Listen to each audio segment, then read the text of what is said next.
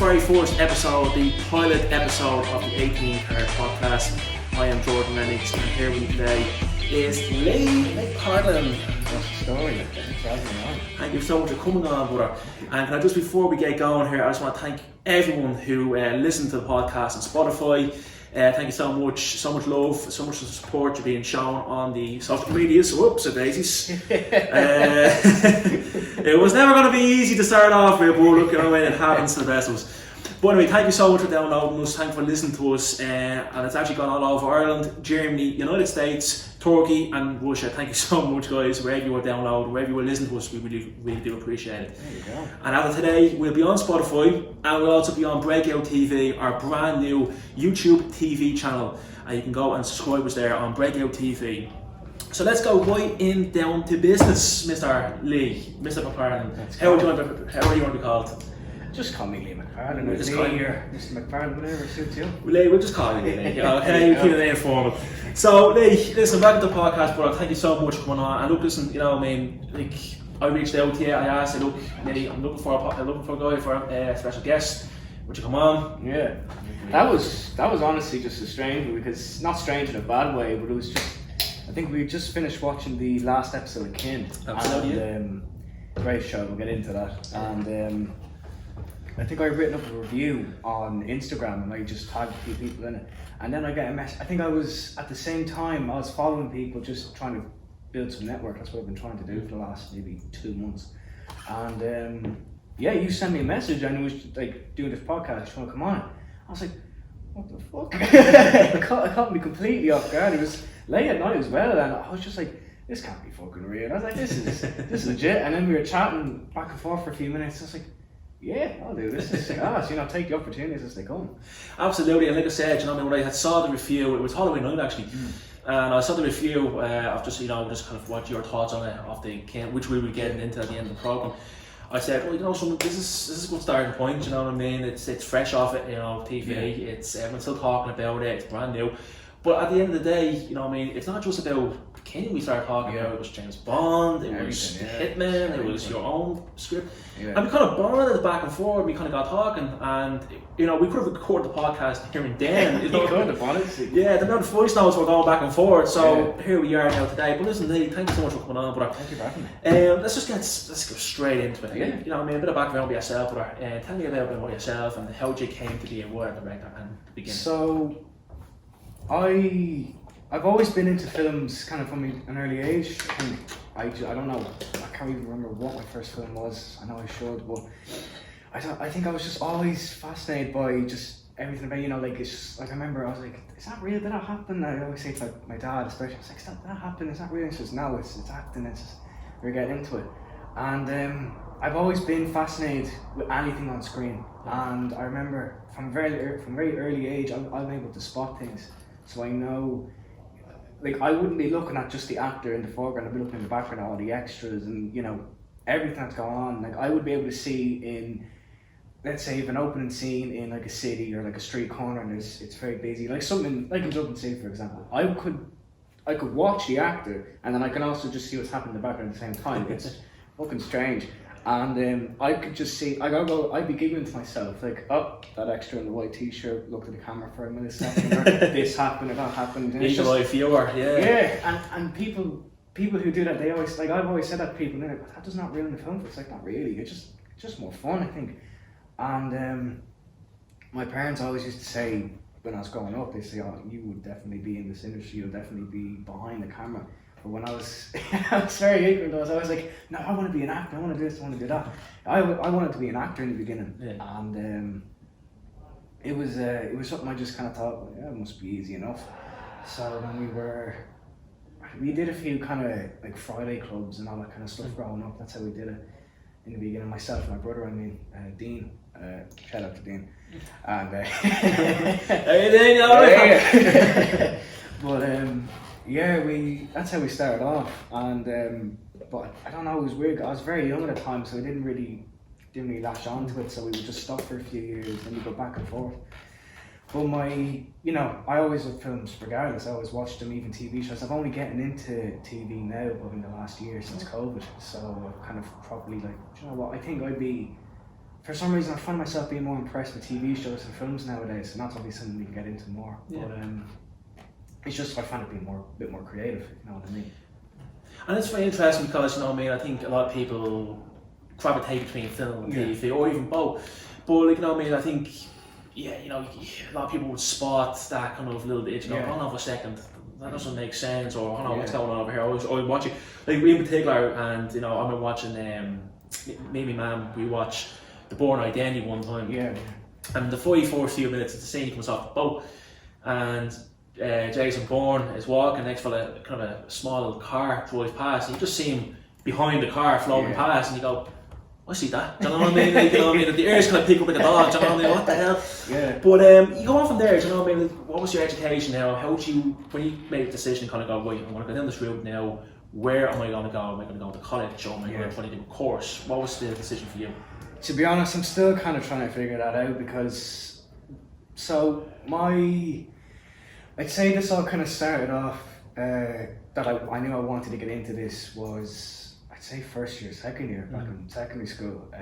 Feels like years ago now, a lifetime ago, to be honest. Always does. Always does. And because that's when we started getting back into acting, myself and my brother, and we joined another kind of, it was promoted on Facebook. I'm not going to name names, but it was promoted as like an actor's lab. You know, you get to come in, you do workshops, you know, build up your skill, and we're like, fuck yeah, let's just do this, and let's be gas. And it was, credit where it's due, we did pretty well. And we got a lot out of it. Our first show was, this was back in 2016, because it was the 100-year anniversary of 1916, and that was our first show. And that's actually where I met Sebastian Dhaliwal, who I'll get into. He's an actor friend of mine, and I've done photos with him and everything else, and he'll come up from a time of broken love. And I didn't meet Mark until later on, and Mark was actually also, this is Mark McKenna Jr. from Kin. He, that's where we met as well, in this actors lab thing, maybe a year or two later. But you know, we enjoyed it, and but over the years it kind of fell, if you know what I mean. We were doing more games, and you know, the shows that we were doing, it wasn't really worth it. So we were doing theatre most of the time, but it was an acting agency. So you were kind of expecting, am I going to get a call, or what's like a audition or whatever, yeah. And it was just, we never got one. So, well, I did, and Dean always did. So I was like, this isn't really for me, I guess. So funny enough, around that time, a guy I know, he lives in Selbridge, he was doing a show at the time, DNA. I don't know if you've heard of it. Like name, whoever wrote it, I think it's completely lost me. I'll get the name of it. Who wrote it. But he did a show, and we went to see him, and it was like, fucking hell, this is amazing. You know, it was a proper set, looked like this. It was a proper set, you know, lights and everything else. And we hadn't seen this before, and we'd acted in a few shows at that point. But it was just, for some reason, this is a small theatre, and it's done more. You know, it just felt real, felt proper. And we were watching the show, and I was turning to Dean. I was like, we should just go into this, and we should do this. And we joined a little while after that show. I think it was the Christmas break, and then we joined that show. It was in TY, and just, you know, fast forward. So around the time of TY, we had a musical, you know, like a TY musical about Beauty and the Beast. I was the Eggman, which was an extra. The famous Eggman. Yeah, no, it's in the Yoki Get the magazine. It's credit as Eggman, Lee Mc Partlin. It's fucking gas. Cracking away in the business. There you go. That's how it starts. And no pun egg jokes now. So no, leave that out. Even though I look like one. But yeah, we did that, and it was just, that's kind of when it was a proper taste of like being in this industry. It was just like, you know, the lights, cameras. Well, we had cameras, we were recording it, you know, for the school and all that. And it was just like, fucking hell, this is amazing. Everyone was coming together, everyone was talking, you know, like I was talking to people I'd never spoken to before. Yeah. And I'd been in their classes for 3 years, and like, fucking hell, this is amazing, I love this. And obviously that goes, and then it was just again another break. What do we do now? And but I knew that I wanted to be in this industry. I knew that theatre was good, and it's something to go back to. And I love theatre. My first script actually that I was writing was a theatre script. And we were very close to doing it, but around the time I left, because it was just, you know, I left the place that I was in because it just, again, these things kind of, they have their highs and then they have their lows, and you just kind of need to now move on to the next big thing. And around this time, I got my first kind of gig in a movie set. Well, not a movie set. It was a short music video by the band Somebody's Child. It was Distance. It's actually my only IMDb credit roll to date. Yeah, it's gas. I was the assistant director in it, but I was also playing a student. You can actually see me in the video. I'm wearing this kind of checkered shirt. Shout it out, boy. I'm wearing this. Okay, so I'm wearing this. It's so funny, this one. The director, Danilo Zambrano, I think that's it. It's a funny name. I couldn't get it when I was reading the emails. I was like, I can't get this name. I don't want to get it bad. But because we were running low on extras during that day, and because I was dressing very similar to most of the extras. You know, we were all in these flannel shirts and jeans and all. And I was like, I'll just hop over there and do this. I was like, yeah, do it. And at the time I was thinking, this is just whatever. Yeah. And then looking back, I was like, fucking hell, I'm actually in that video. That is gas. And that has like 20-30k views or something. Jesus. Like, I'm in that. It's hilarious. And it was just hilarious watching it. And then, you know, it's like, this is good. And being on the set, I think that's kind of when it kicked off for me, was being on the set, watching, you know, the cinematographer work and everything else. And it was just seeing all the lights, and we'll put the markers here. And that's just everything about it. I was just like, I want to be on sets. I love this. And that's where you capture the book. Yeah. You know what I mean? Like, no, some people just see the end result of it. Yeah. But what we see would be. We were there. You were there. You know what I mean? And it's like being on stage or being on a film set. It's always a great atmosphere. It really was. Yeah. Even though you have to be stressed out, and you know the course, by the way, you know, FYI, it's a fucking medal. You know what I mean? But but like, you know, I mean, the thing about this now, you have so much enjoyment, and I can see it in the way you're talking about it now. Like, when you walk in the first day of set, or second, or third, or fourth day of set, it's amazing. You don't get bored, you know what I mean? You'll be sitting there on your phone for a while, but you feel the energy for the excitement. So I totally understand where you're coming from. And that came out especially during the Hitmen, which we'll get into as well. Like, that was just, like, that was probably the most, I would say, to me, be the most professional set that I was on. Like, I know it had only like barely had a budget. Do you know what I mean? Like, there was so much. Like, we were working in here, we were working in Wicklow and everything else. Like, there's so much to it. It's like, they say that they're not professional. I'm like, this is like, imagine if you had a bigger budget. Absolutely, you know what I mean? Like, yeah. If you block off streets for one shot, and it's just like, this is like, people don't get that there's a lot that goes into this kind of stuff, and you know, to be able to actually see it, to say I was there, I have photos on my Instagram about it, and like, I documented the whole thing, and I was like, this is like, I thank God I'm doing this, and I'm not doing some fucking boring job. Do you know what I mean? Like, this, I find more creative. Absolutely, do you know what I mean? And when you're being on set, and like I said, the Hitman, which we'll go in a few minutes, and Anthony, if you are watching this, we will get to it, I promise you. I was watching the Hitman very much closely on a Facebook page and Instagram page, and I took a lot of inspiration from them. I thought their GoFundMe and the whole set up there was very, very interesting. Again, we'll go back into it in a while. But like, it's very much what you put into yourself. Like, you might have you might have a very small budget, but if you're willing to put in the time and the effort, you can make it look really professional. You know what I mean? If you have the right time and effort. But before we get to all that, you know what I mean? You know, you've thought about college, of course, and stuff what's going to come after, and you're going to move from the bigger, better things, which happens to be broken love. And if we don't mind, we can get into that. We'll get into that. So, absolutely. This one, so the stage is yours. Take it away. So, Broken Love it's been on its own little journey, I'd say. It was written as a script for college at the time. We had to do like a 3-minute short film with no dialogue. You know, this is your assignment. And I copied Broken Love off another script that I wrote. And I don't. How into this do you want me to get? It's a bit. Well, hold on now. Let me just check. Yeah, go into it. Deep dive into it. Yeah, it's a bit. Just a warning. It gets a bit kind of sad, a bit depressing. I'm fine now, by the way. Just disclaimer. So I don't mind talking about this. But so I wrote Broken Love. Well, that was actually the working title for this script I'd come up with about a fella and a girl who like each other, but she's in this trapped relationship, and he knows that she's trapped, but he can't just go to someone, you know, it just seems a bit off, and there's a whole group of mates involved, and it's all very styled, you know, it's very kind of,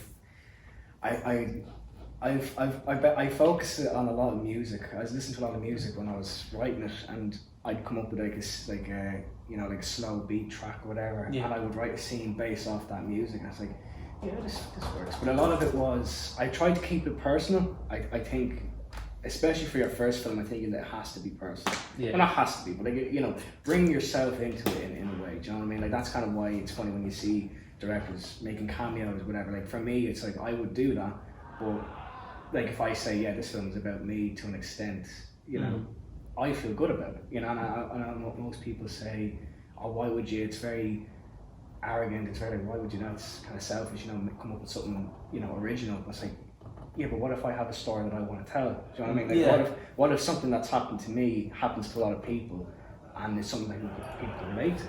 Of course. So I written the script. It was 40 pages. It was kind of, it wasn't anything that I kind of typed it all out in about a week. It'd be considered a first draft, and I kind of just stored it away. So when college came around, we had to come up with this short film and everything else, and I thought, geez, what do I have? Surely I can copy off something I've written before, and I can just make it into 3 minutes. Because that summer leading up to college, that's all I ever did was just write scripts. And so I found this script again. I was like, I'll do this. I've called the same name, Broken Love. People can, people who know me would know what it's about, or it's something that I can, I can change up if I need to. But the story's mostly the same. It's about a girl. Her name is Zoe, and she's in this relationship. She's very trapped. It's very claustrophobic. Her boyfriend is. It's not in your face that he's abusive. Like not physically, but mentally he controls her. So it's everything. Like, you're not allowed to have more than maybe me and your mom in your contacts list, or I'm on everything, I'm on your lock screen on your phone, or your wallpaper in your computer, do you know what I mean? Something like that. And just small little things that kind of just show like, okay, she's not in a healthy relationship, and it's not in your face, do you know what I mean? But so yeah, the script was it was good. It was finalised by my teacher, and it was, you need to come up with a cast, you need to find people. So I'd come up with people. How I write stuff, I usually think of someone I know, or I think of a face. Like, let's say, for example, one script I'm writing at the moment, one person in my head is Brendan Gleeson. Okay. So I would shoot to have someone like him to be in this film, or like someone like him, or I would think of that character like him.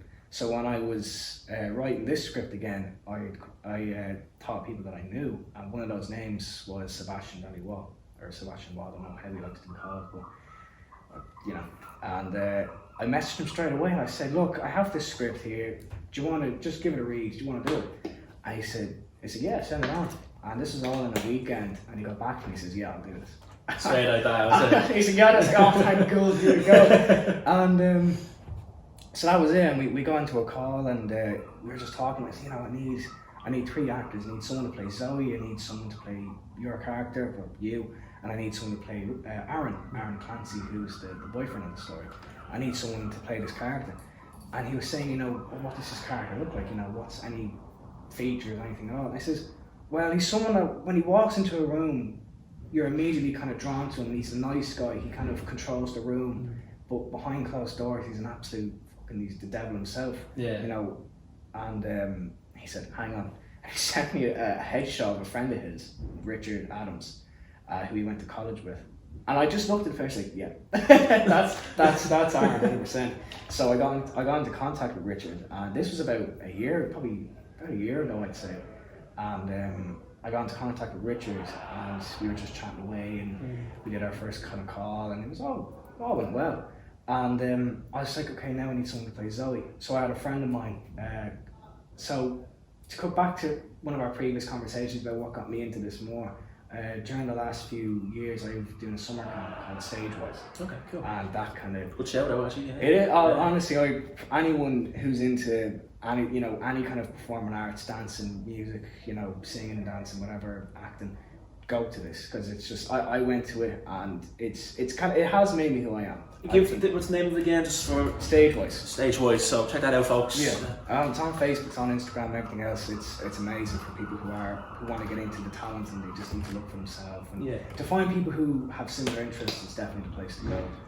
And So this one girl who I met there, I've been friends with for years, her name is Sarah Reynolds. Head out to her obviously as well. She originally came on to play Zoe, and we were just chatting away, and again, close friend of mine, I just said, look, do you want to be in a short film I'm doing? She said, yeah. Sent her the script, she loved it. And it looked all good, but then at the time, if you remember, COVID was rapid, high level red or whatever it was. So the likelihood of this being made was very slim, and it came down to that it couldn't be made. But the thing is, like, it didn't piss me off that we couldn't make Broken Love at the time. It was just like, oh shit, I have this script here, and I like it. But I couldn't do it for college. I ended up having to do something small just for the marks. Do you know what I mean? I didn't like it. It was just, I came up with it on the spot literally in a day. I wrote up all the drafts, sent it off, got the marks, that was it. And I didn't really enjoy it. But with Broken Love, I was like, I like this script, I like the story, it means something, it means something to me. And I was like, I want to continue this. And so I was talking to my, at the time, last year, I was talking to my scriptwriting lecturer, Sarah Ann Murphy, and she actually pushed me to get it nominated, to send it off to S Medias. And so I rewrote. I didn't do any changes to the script at the time, but she said if you want to push to a 10-minute, they have categories for 10-minute short films, whatever, 40 minutes, whatever. So I was like, yeah, okay, I'll do this. So I rewrote the script a little bit, added a bit more to it, and it was under the college, Ballyfermot College, the college I'm attending now. It was under their name, and I just sent it off. This was back in April this year, and it was just, at the time I was like, this might not go anywhere. And all of a sudden, it was actually Anthony O'Reilly. He called me. It was at like 11 o'clock at night. I think it was on a Wednesday, and he just said, "Wait, man, you just got fucking nominated. You got shortlisted or something for this thing." I'm like, what are you talking about? And I checked, and I'm like, oh shit! Wait, what the fuck? My name is there. There's not a wind up. Yeah. What the fuck is this? And I was just, he sent me this, and we were on a video call on WhatsApp, and he was just like, yeah, what the fuck, this is crazy. And I was like, what does this even mean? The guy didn't know anything about it. What does this mean? It's like, that's like the Oscars for students doing. I'm like, Jesus. Hang on a minute. I was like, what is this? And so then as the weeks went on, we were shortlisted, and then they had, we're going to have our nominations next week or the week after, and I'm literally there every morning on my laptop refreshing, when is it, and eventually came up nominations. It was a few other people from it, lots from Trinity, and Lee Mc Partlin. I'm like, let's go! I was over the moon. But see, going back to what you were saying a few minutes ago, and sorry about the playing folks going over our head. You were saying like the script, might not appeal to anybody, but it means something to me. And for all those negative comments, you get somebody out there that's been nominated for the Student Media Award. Was it the Student Media Awards? I think it's like a Student Festival Awards. And to be nominated in that, I say you were just completely. I say you were glad that you came back to it again. I'm glad to do this. And I have to thank Sarah Ann for that. Of course, she pushed it and everything else, and I wouldn't have done it. I think she saw potential with the script as well, and she definitely pushed me. She's like, you need to do this. So I was like, all right, I'll do it. And so we lost. Unfortunately, we lost to Trinity. It was expected, to be honest, because about 4 or 5 of them were nominated in that category. I was like, I'm definitely not getting this. But as I said to y'all just off camera before we started, that the fact that I lost to Trinity, and I was like, but I still want to make this. I want to make this into something. So, I pushed at it more, and obviously the script as I said, it has its own little journey, and it's been a bit mental. We've had recasts and everything else, because as I said, we were originally meant to film this in November this year. Actually, we probably would film it now if I stuck with it, but we've had plenty of people come on. We actually mostly had to recast Zoe a few times to different people, and obviously thanks to everyone who has come on to the role and who said they'll do it, but obviously schedule problems, college, everything else is coming away. But we have the cast now, and I'll have to get the names. Who we have now, her name is Hannah. Her surname, it's one of those long ones, and I'm not trying to be disrespectful, I hope I'm not, but I'm like, shit, I need to get this right. I don't want to push this, especially on a podcast. But for the moment, she knows who she is. She knows who she is, 100%. And the cast is still the same though. You know, Sebastian and Richard are still their characters. They've stuck with me this whole time. And like, how the fuck they have, I've no idea. And I'm kind of like, apparently that kind of imposter syndrome comes in where it's just like, why are you still here? Why are you still doing this with me? Like this like, I've said this has been postponed more times than, you know, the word go. Do you know what I mean? It's like, why are you still here? And you know, I was talking to Sebastian about it, and he says, I'll wait 10 years to do this. I couldn't give a fuck. So he's his potential as well. There you go. So yeah. and it's those people that I love, and I call them true friends. Do you know what I mean? Like, it's just like I would stick with you 100%. And that's a nice compliment to say to people here mentioned. And then to have people like that who will say, look, listen, I'm behind this project because I see potential. And, you know, I think that is loyalty to its fucking finest as far as I'm concerned. And I hope to God I'll be able to see it in the big screen or somewhere in the future, you know, next year. You have to do it next year, do you know what I mean? Don't be putting on the long finger. I'm not trying to. I'm sending it around at the moment because recently I rewrote the script. I've added more to it, I think. As I said, we were originally we were going to film this in now, but I thought it's not ready. But I knew this isn't kind of, you know, your head saying you're shit, you're a loser, this sucks, don't do it. It was just like a part of me was like, I'm not liking this. Like, it's just like I'm reading the script more. I'm like, I could add more to this. And it was actually gas leading up to it. I was talking to people about it, and all I ever did was just, but when we can do this, and then we can do that, and then this and that. And they're like, a lot of them were saying, you're not done with this script, you know, this needs to be, you need to add more to this, like this script is not finalized. I was like, whatever. But then I quickly realised, it's like, yeah, they're right, actually, this needs more time. So I didn't say anything to anyone. I sat back for about a week, and I think it was midterm actually just there. I went back at the script, and it went from like 8 pages to 18. You know, it was just, I added a lot more to it, made it a bit more real, a bit more grounded, and I expanded on a lot more. You know, so it's not just a cardboard cutout. Like Aaron's character, for example, like his character analysis that I gave to Richard is full on. Like this fella, he's not just your typical shithead boyfriend. Like he's one person looking at him funny away from just snapping. Yeah, you know what I mean? Like he's a nasty piece of work. And I have a shot in the film, I have it planned out, and it's just, we see him in the car, and it's just blood red, but it's exaggerated because he's at a stop sign, you know, not a stop sign, he's at a traffic stop, you know, and the light's coming in, you know, it's red, and you know, red for stop, and you know, we see him looking out straight ahead of him, and it's all dramatized. That's what this script is. It's completely dramatized, because I did say before we started this conversation that it gets a bit sad because, well, depends how you look at it. This is based on me a little bit, so obviously Darren. Don't have to go into it, but yeah. I'm fine with it. You know, I'm not going to get too into it. You know, not yet. I would in the future. But see, the thing about it is though, like a lot of people don't understand is like art intimidating life. Yeah. But it's, you've painted this picture and you're putting it on the screen, and people can look at it any way they want. But regardless, you have a story to tell when you're here. Do you know what I mean? And this is going to be. You're trying to perfect it from your end of a writer and a director. Yeah. You know, like you want this to get the best potential in the world, and yes, you have this little story that you want to tell, and you've blown it up into this bigger thing from 8 pages to 18 pages, just like that. And you know, I wouldn't look at that, you know, that way. You know, I mean, you have a story to tell, and you're prepared to share with the world, which is amazing.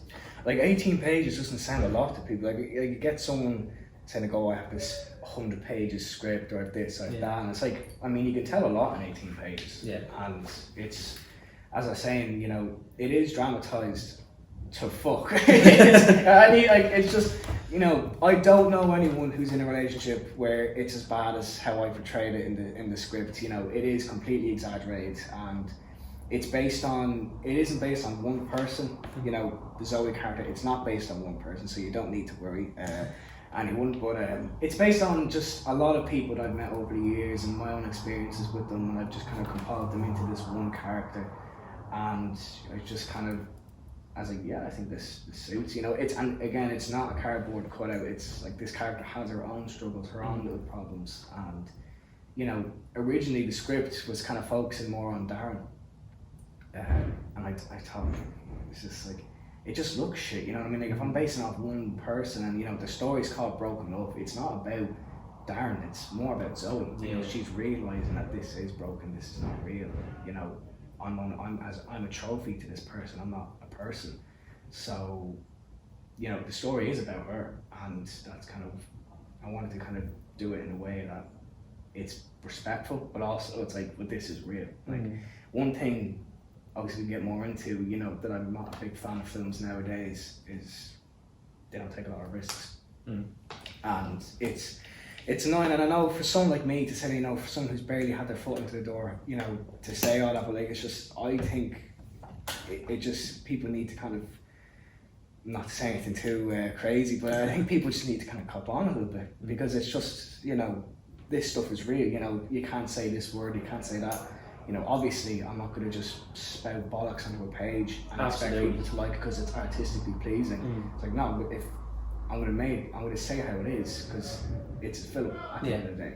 Like, you know, and it's an argument of, like, you know, movies cause violence or video games cause violence. Not to get too political. Yeah, but we don't. Yeah, it's the old age argument. Yeah. And you think about it is though, it's always been said. It's always been said, and it's to me, it depends on the person who's viewing it. Yeah. If you're sitting there and you're thinking this has to be real, like I've heard stories. I remember there was a story one time, Coronation Street.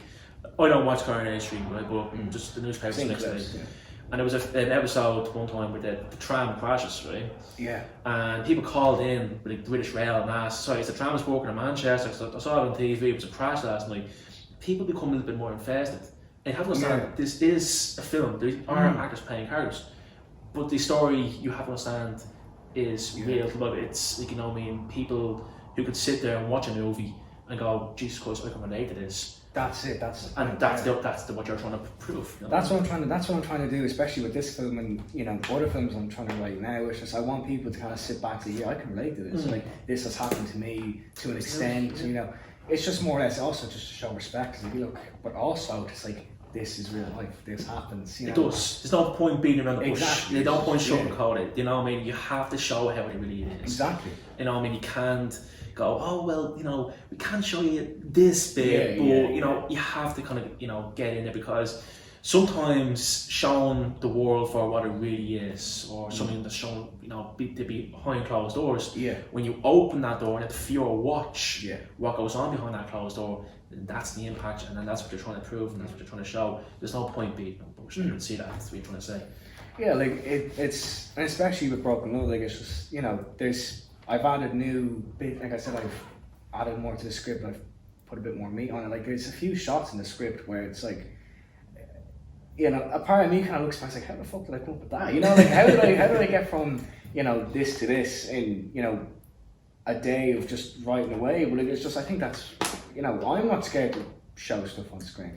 Not for me, obviously, but like, it's just, I'm not scared to, you know, write this, and, you know, actors are replaceable, you know, at the end of the day. So it's like, if I find someone who knows it's for craft, it's for the art of filmmaking, it's not because I'm some mental case trying to, you know, say shit for the sake of saying shit. You know what I mean? It's just like, this is art, this is why I'm doing this, because like, it's a film at the end of the day, and it's real, so, you know, it's real to an extent. You know what I mean? Absolutely. It's and based off it. And people understand. And look, listen, we hope we can see that in the future. When you do get it out there, we will share it, and we do hope for it being on the big screen, and maybe next time, you know what I mean, you'll be the winner, and you'll be sitting back here again going, I won this time, you know what I mean? Yeah, here we go. Open move, here we go. Yeah, here we go. Let's move on now, because, you know, Broken Love is one you know, aspect of it. You know, I mean, you've worked on different water productions, and of course, Anthony O'Reilly, you know, Jr. If you're watching, pal, get the popcorn out for it.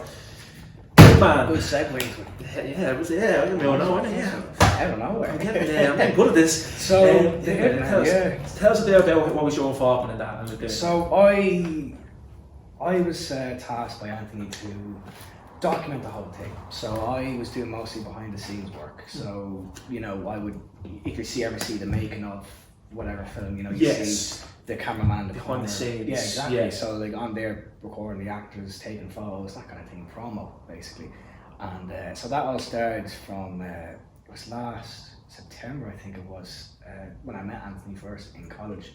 And when you meet him, you know, I thought this fella was my age, you know, and this isn't poking fun. I think he looks great for his age, but he's fucking 26, and I'm fucking full on. I thought it was bullshit. I'm like, yeah, whatever. He's 26, and people say I look like I'm 20 odd, like 22. I get that all the time because if I grow out, you know, I look 22 or whatever. And he's like, I'm being serious. Like at the time he was 25, he's like, I'm being serious. And I was like, prove it. So he gives me an ID. I'm thinking, what the fuck? What the fuck? Why are you here? Like, so he was talking to me about filmmaking and all that, and I kind of realised, like, oh, this guy's experienced. Like, he's done a fair whack in his time. And he was talking to me about the Hitmen. And at the time, you're kind of thinking, oh, yeah, you know, this is your big thing, is it? But I was, you know, the first week I met him, and then very quickly we were chatting about it more, and he was giving me his ideas and everything else. And I was like, well, hang on a minute, this could be something. And he sent me on the script.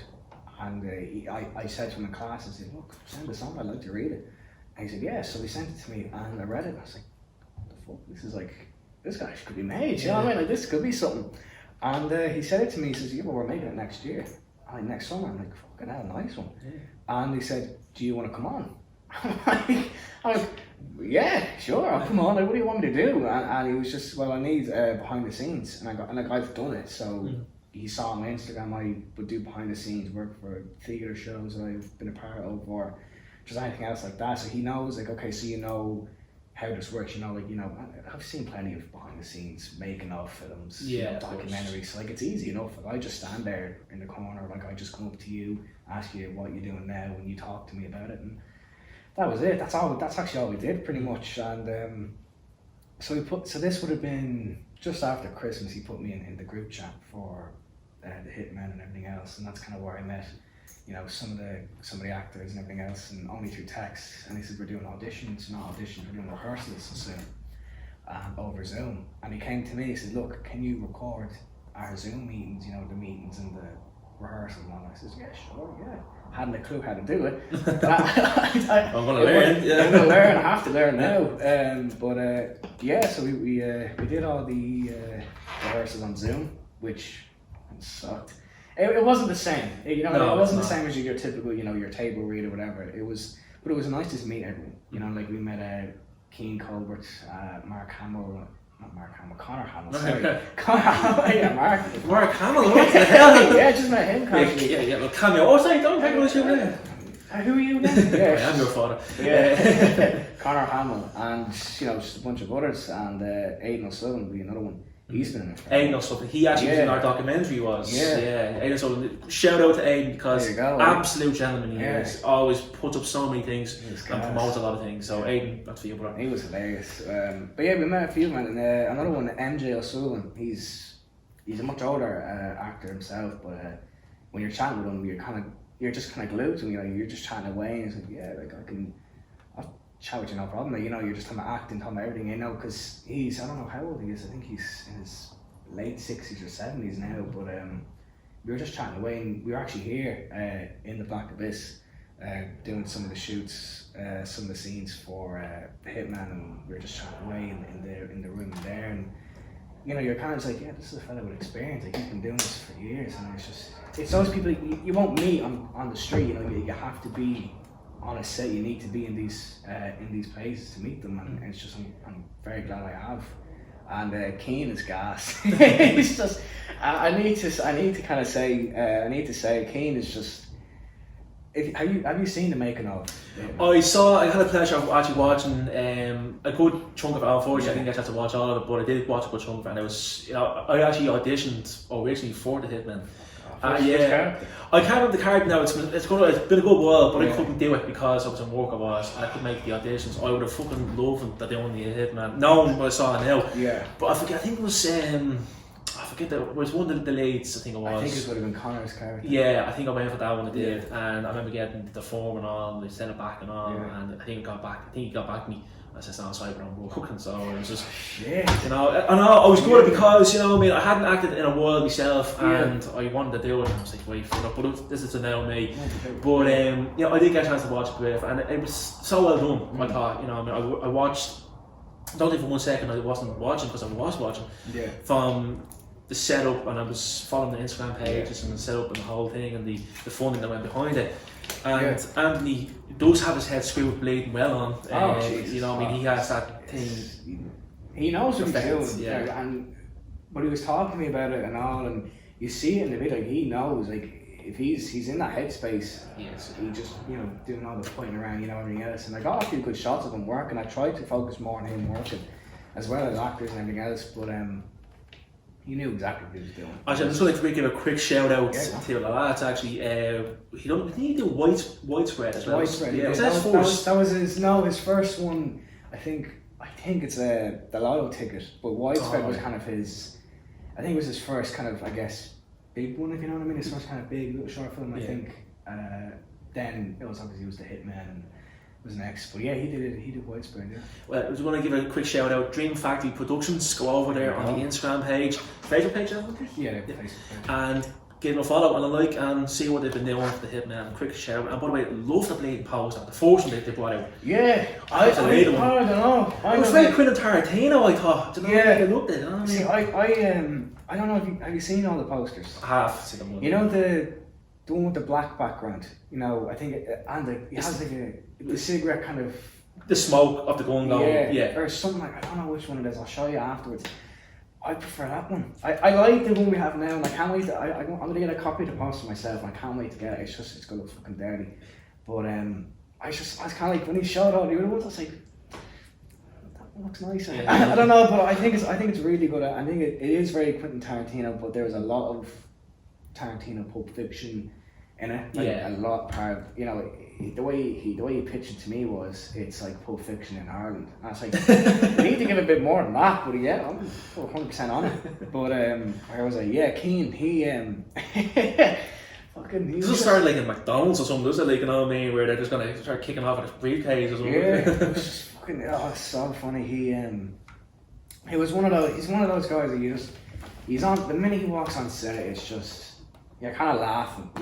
He hasn't done anything. He could just fucking sit down and you just immediately burst yourself laughing. That's probably just me, but I was just. He is such a character. And I was very nervous meeting him. And the first time I met him properly was it was actually our first day of shooting, because he came in just to see what was going on. And he showed up. I think we were using his lights as well, and he came obviously to pick him up, and he was just there and.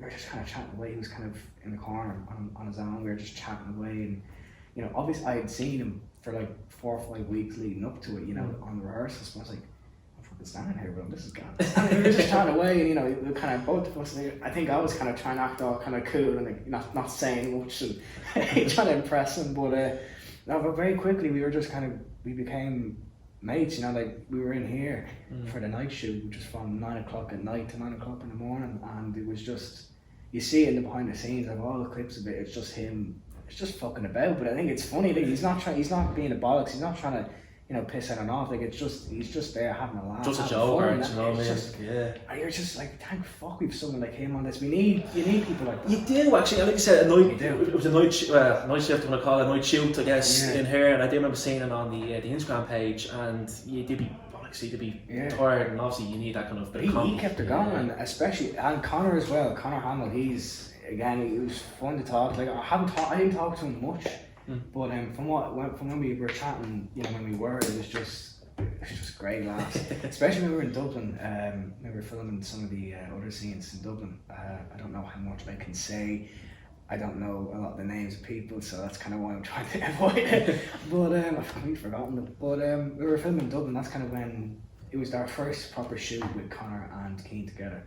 And the way Anthony was saying that, you know, these two stick together like glue, and it was just like, fuck yeah, they do. They're just so good together. You know, you need that, especially with this story. You needed two actors who could just go up, who can just go on like a house on fire. You know, chemistry was just exactly, just there immediately, and just having a laugh, and we were getting photos, we were doing videos and anything else, and like, I was very kind of shy in the beginning. I was very like, you know, do I just go up to you and record you? I don't know how to do this.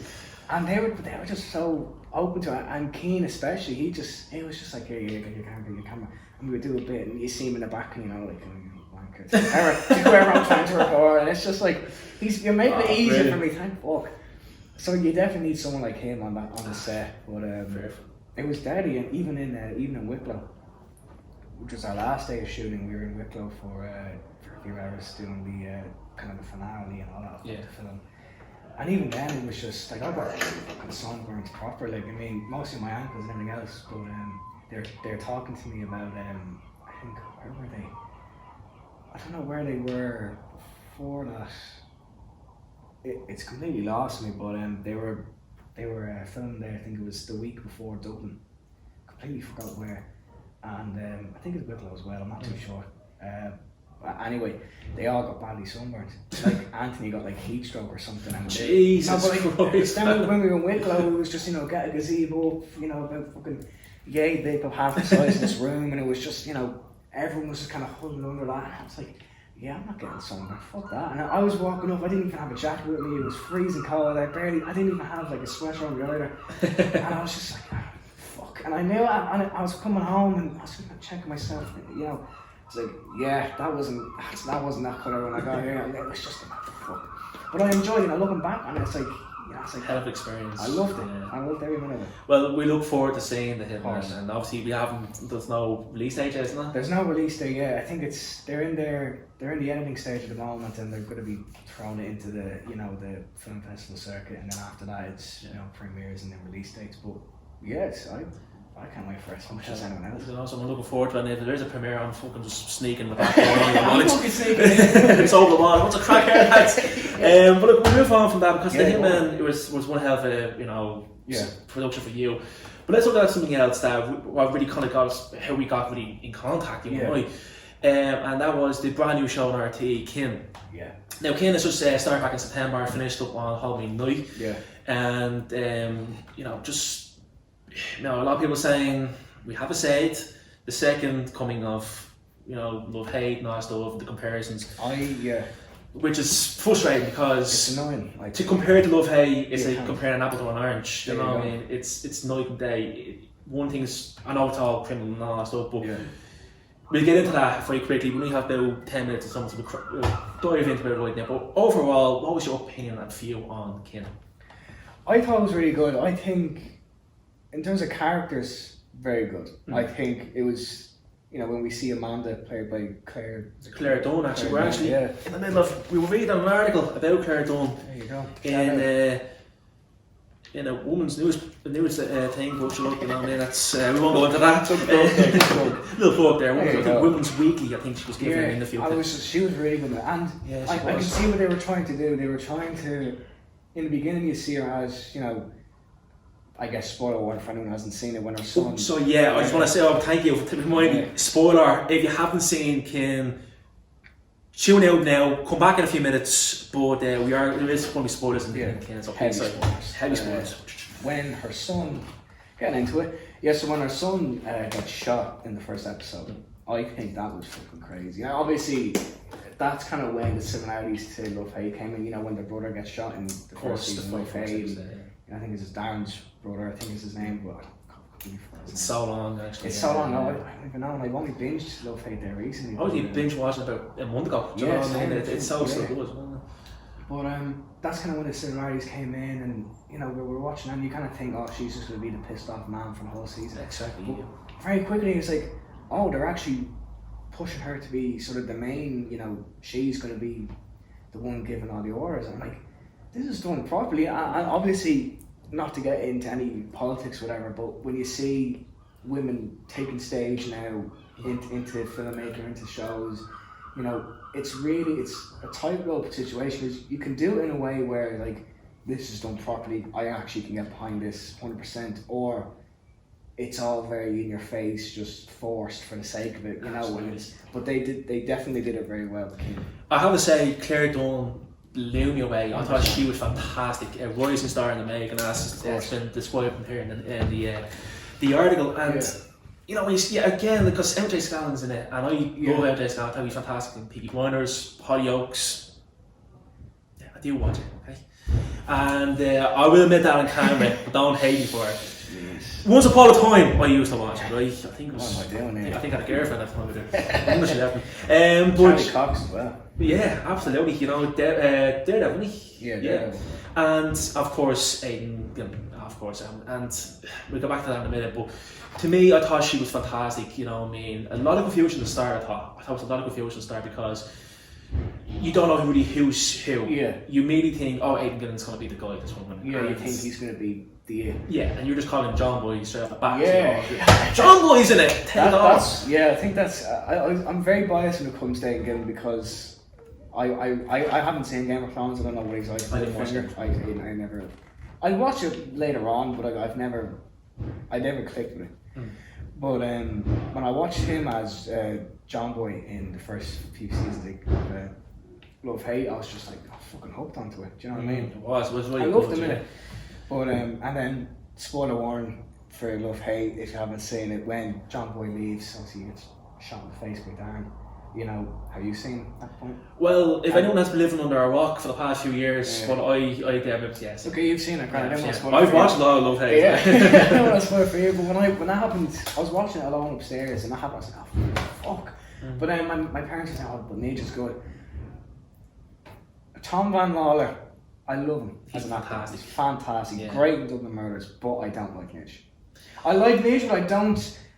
And part of me was like, I fucking wish we got John Boy for another season, but I love him as a character. You understand why he gets killed in the second episode, the second season, of course. I thought it was perfect because I know we're not talking about Love Hate here, but I just think that the kind of transition from John Boy to Nige, because Nige was always going to be the guy that's going to take over no matter what. It wasn't going to be a Darren, it wasn't going to be... It wasn't just, this happens, it was built up. I was going to do my impression of Nige, for any of my friends watching right there, because they know it's coming.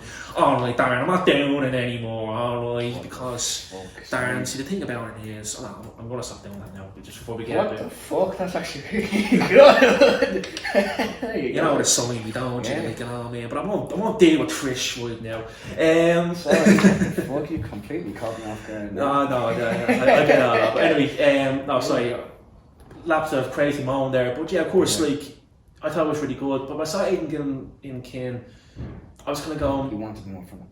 It's not just that though, I was kind of disappointed because I was like, he's already established, you know what I mean? We've seen him on another thing. I want to see who everyone else is. Yeah. And I wasn't focusing much on him. I thought his character kind of really let me down, no offence to Aidan Gillen, but of course. I thought MJ Scanlon was going to be the guy that takes over. I thought he was going to be the guy that was rising out of the ashes. Then I thought it was the brother Michael, wasn't it? Yeah, Michael. I thought Michael was going to do it.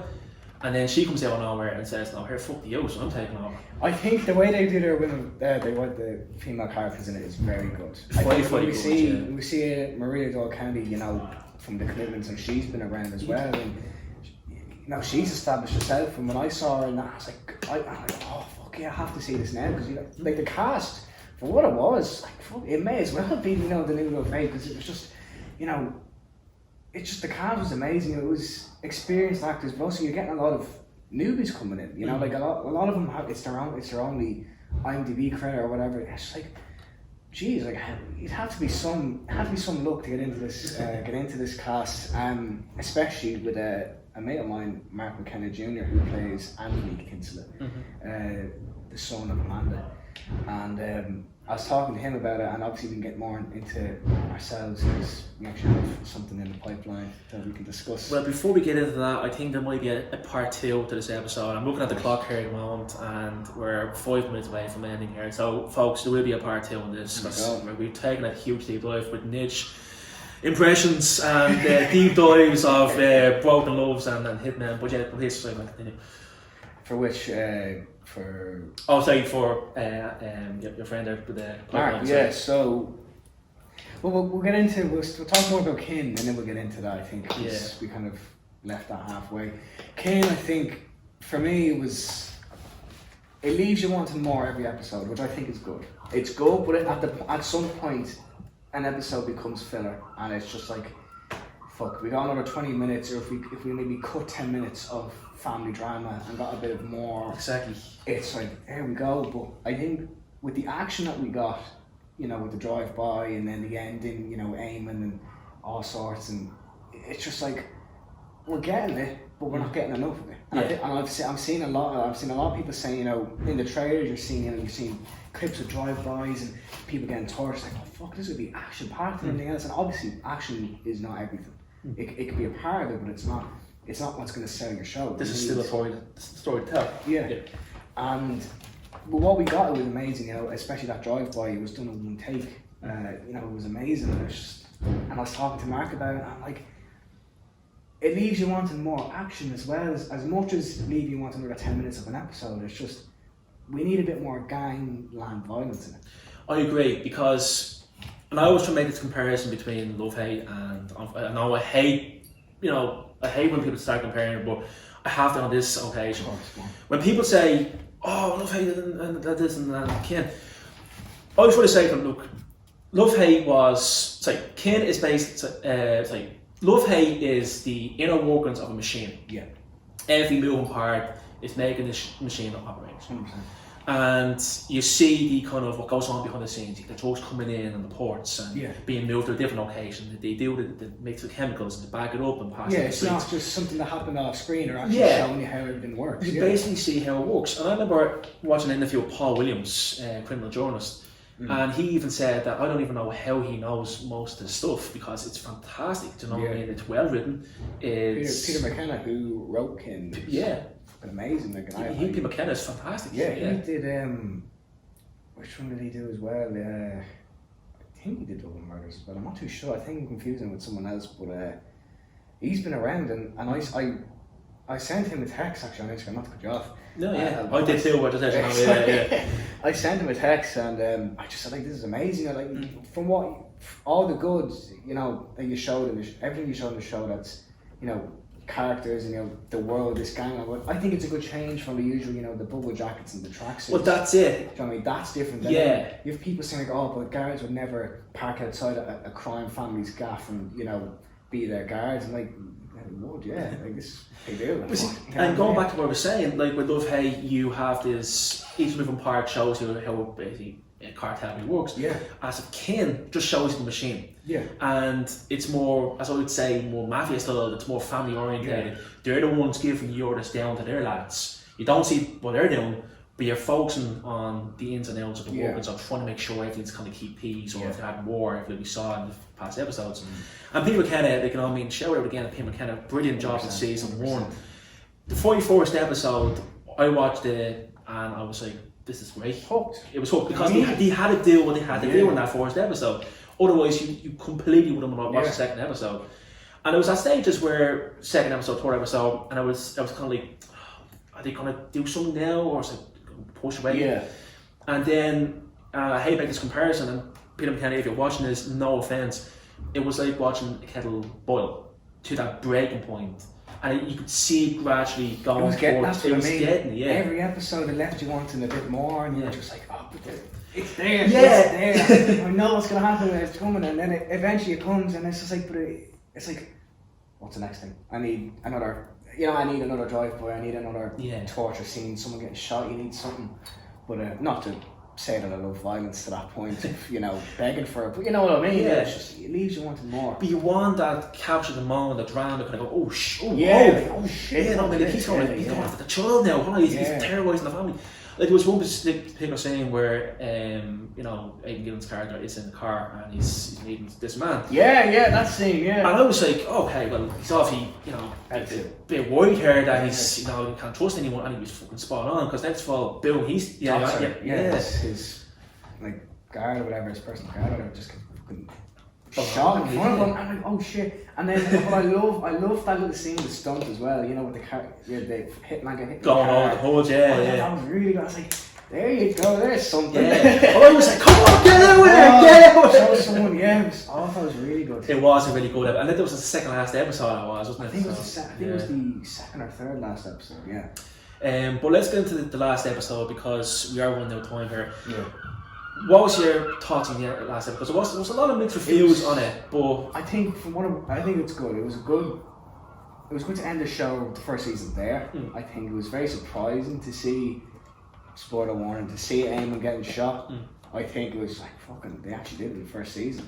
Shit, you know, like you kind of expected some big character, if it was going to be Michael, Jimmy, Aidan Gillen, Frank, or, you know, Aidan Gillen's character Frank, not to, you know, or just even Amanda or even Anthony. Like, I was kind of thinking someone's going to do something. They're going to this church. there's going to be a pipe bomb, there's going to be a drive-by, there's going to be something. But no, it was Eamon Cunningham in Spain, and the way they shot that, I thought was really good. Like, I thought Eamon Cunningham could have been in another season. I would have been glad to see him in the second season because. Sorry, I'm just going to wrap this up now because we'll get on to it. Yeah, because we're coming up to the mark here now. So part 2 will be coming very soon. I don't know how long this is left, but it will be a part 2 to this first episode.